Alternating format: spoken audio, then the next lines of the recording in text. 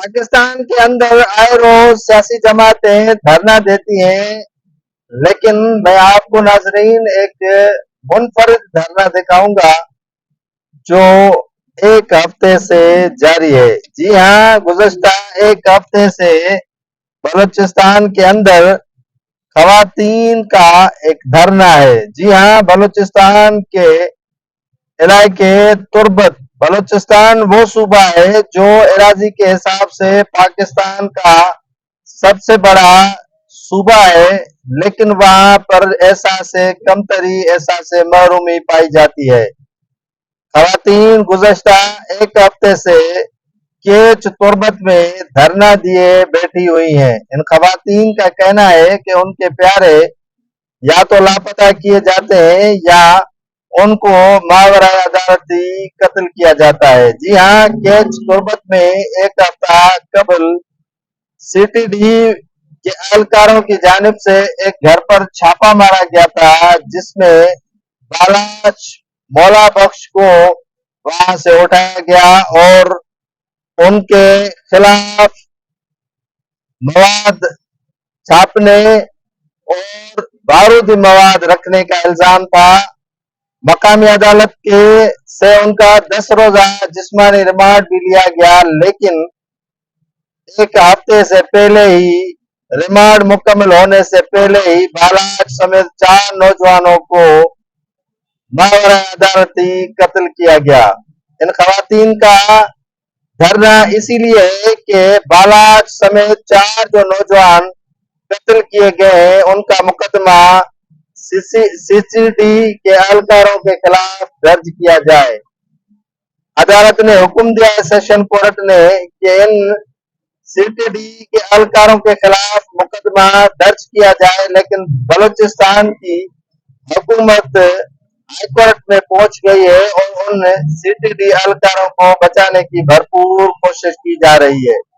بلوچستان میں جہاں عدم استحکام ہے اور بلوچستان میں احساس محرومی ہے، وہاں پر خواتین جو ہے وہ سراپا احتجاج ہے۔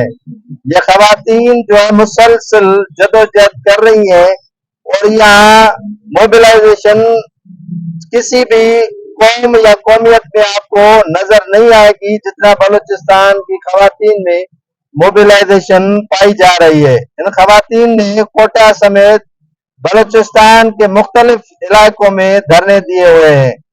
بلوچستان کے اندر مختلف علاقوں میں مسنگ پرسن اور بلوچستان کے نوجوانوں کو اغوا کر کے ماورائے عدالتی قتل کے خلاف خواتین اب میدان میں آ چکی ہیں۔ ان خواتین کے مسلسل احتجاج کے باوجود بھی حکمرانوں کی اور قومی میڈیا کی توجہ حاصل نہیں کر سکی ہیں۔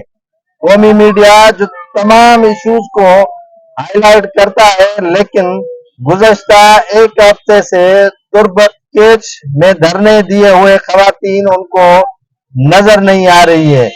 مسلسل بلوچستان حکومت کے وزراء اور وفاقی وزیر داخلہ سرفراز بگٹی کے بیانات ایسے ہیں جیسے جلتی پر مٹی کا تیل چھڑکنا۔